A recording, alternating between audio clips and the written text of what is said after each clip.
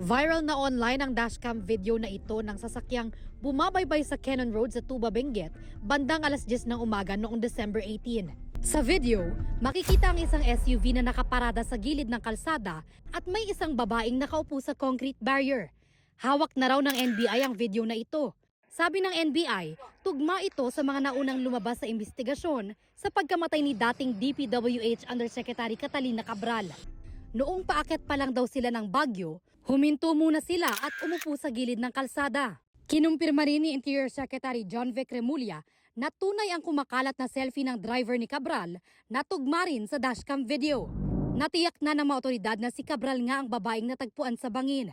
Kaya nakatutok na raw ang PNP sa pag-iimbestiga kung ano nga ba ang nangyari kay Cabral. Tumutulong din ang PNP sa pagkalap ng mga ebidensyang may kaugnayan kay Cabral na posibleng makatulong sa investigasyon sa maanumalyang flood control scandal kung saan idinawit ang dating opisyal.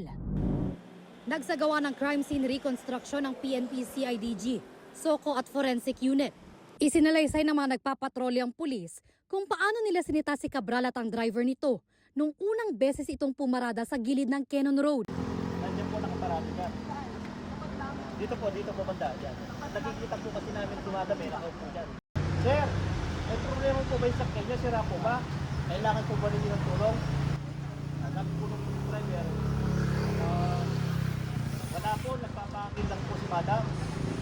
Ay ganun po ba? O sige, kung ganito na lang po, maghanap kayo ng ibang parkingan, probada po yan, baka mabangga kayo ng mga dumadating na sakyan. Maghanap po kayo ng safe na parkingan na malilim. Ganito katarik ang bangin kung saan nahulog umano si dating DPWH Undersecretary Catalina Cabral. Ayon sa pulisya, nasa 20 hanggang 30 metro ang layo ng kalsada sa bahagi ng ilog kung saan natagpuan si Cabral. Hindi pa binigay ng pulisya ang resulta ng pagsusuri nila. Nag-iimbestiga na ang NBI sa 2 silid sa hotel sa Baguio kung saan nag-check-in si Cabral at ang driver niya. Base sa search warrant nila mula sa Baguio RTC Branch 6, may probable cause para paniwalaang may nangyaring murder o homicide dahil sa kanila'y kaduda-dudang mga detalye sa pagkamatay ni Cabral. Nakita ang 2 paper bag at shoulder bag na pambabae na may mga larawan at identification card ni Cabral.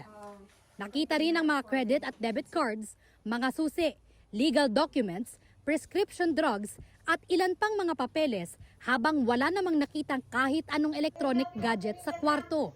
Mula sa Baguio, ibiniyahin labi ni Cabral at dumating sa isang memorial chapel sa Quezon City.